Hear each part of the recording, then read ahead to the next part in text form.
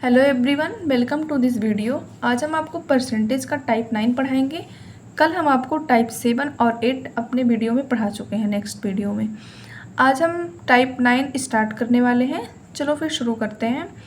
किसी वस्तु के मूल्य में x% की कमी हो जाने से कोई व्यक्ति रुपए y में 1 किलोग्राम वस्तु अधिक खरीद सकता है, तो वस्तु का प्रति किलोग्राम घटा हुआ मूल्य XY/100 गुणे A तथा प्रति किलोग्राम आरंभिक मूल्य XY/100 माइनस x गुणे A होगा।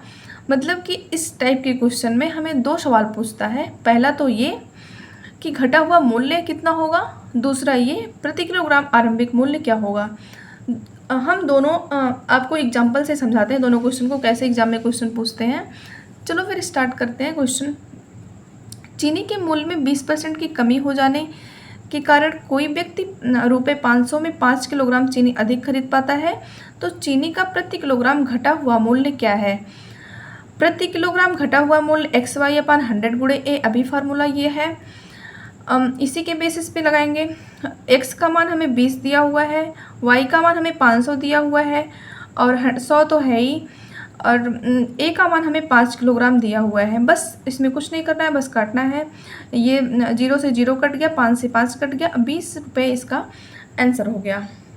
दूसरे टाइप के क्वेश्चन भी देख लेते हैं, जो इसमें का जो आरंभिक मूल्य है वो कैसे निकालते हैं। अगर वो आ गया क्वेश्चन तो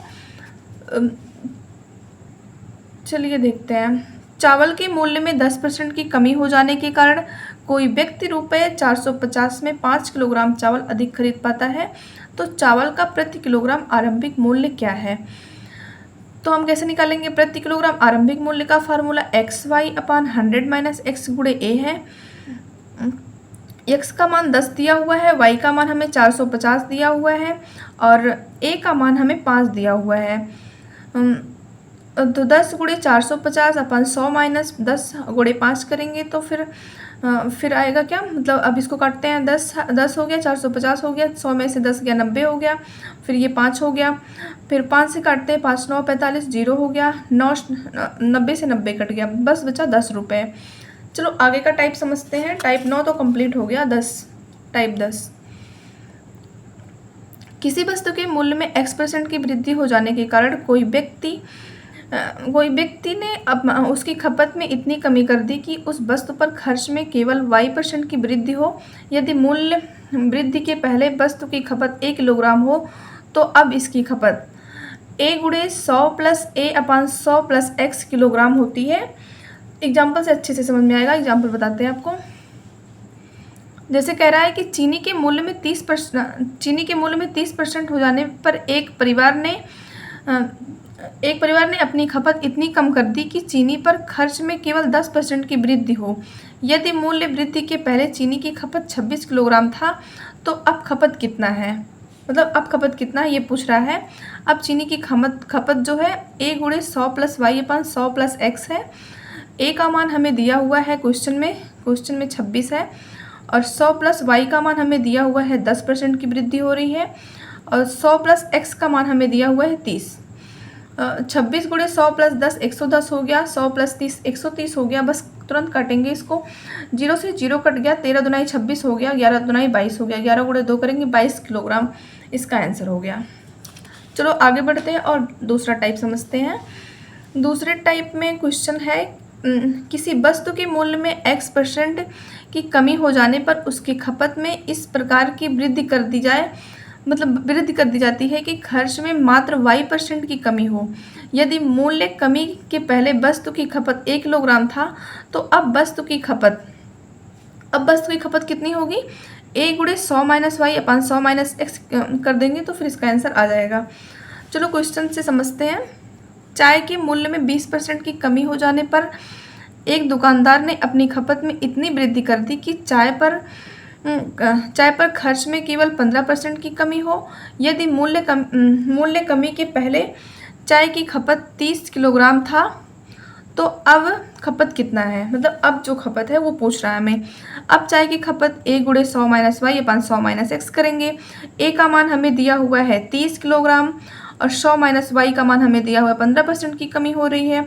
100 माइनस एक्स का मान हमें दिया हुआ है 25% की कमी हो रही है। तो 30 गुणे 100 में से 15 गया 85, 100 में से 25 गया 75। फिर काटेंगे इसको, काटेंगे 15 से काटेंगे नहीं, 15 दुनाई 30 हो गया, 15 25 75 हो गया। फिर अब तो कटेगा नहीं ये, 2 गुणे 85 अपान 5 नीचे बचा हुआ है। फिर 5 से इसको काटेंगे, 5 1 5, 5 7 35। फिर 17 गुणे 2 कर देंगे, 17 दुनाई 34, 17 दुनाई 34 का आंसर है। आगे का टाइप समझते हैं, टाइप 12। टाइप 12 में क्या बोल रहा है, किसी कस्बे की जनसंख्या x है। जनसंख्या में पहले वर्ष R1 की दर से, दूसरे वर्ष R2 की दर से तथा तीसरे वर्ष R3 की दर से वृद्धि की जाती है। यदि वृद्धि के बाद की जनसंख्या y हो तो y इक्वल टू एक्स गुणे 1 प्लस R1 अपान 100 इंटू 1 प्लस R2 अपान 100 इंटू 1 प्लस R3 अपान 100 करने से निकालते हैं। क्वेश्चन को अच्छे से समझते हैं। एक शहर की जनसंख्या में 5% वार्षिक वृद्धि होती है। यदि इसकी वर्तमान जनसंख्या 18 52 20 हो तो तीन वर्ष पूर्व इसकी जनसंख्या कितनी थी। y इक्वल टू एक्स गुणे 1 प्लस R1 अपान 100 इंटू 1 प्लस R2 अपान 100 इंटू 1 प्लस R3 अपान 100 दिया हुआ है। क्या करेंगे, x अब सब वैल्यू पुट करेंगे। R1 का मान हमें दिया हुआ है 5, R2 का मान हमें दिया हुआ है 5, R3 का मान भी हमें 5% ही दिया हुआ है। मतलब R1 R2 R3 सेम है। x गुणे 1 प्लस 5/100 गुणे 1 प्लस 5/100 गुणे 1 प्लस 5/100 इक्वल टू 18 52 20। फिर इसको काट देंगे, 5 दुनाई 10 0, 5 दुनाई 10 0, 5 दुनाई 10 मतलब 20।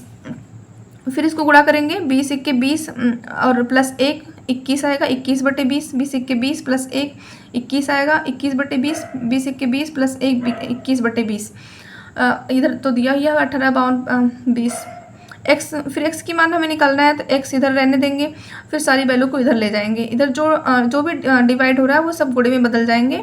20 ये सब गुणे में बदल गए, और इधर जो भी डिवाइड हो रहा, मतलब जो भी गुणा हो रहा था वो सब डिवाइड में बदल जाएंगे, भाग हो जाएगा सब। 21 गुणे 21 गुणे 21 हो गया। फिर इसको सब भी काटेंगे, फिर डिवाइड करेंगे तो फिर आ रहा था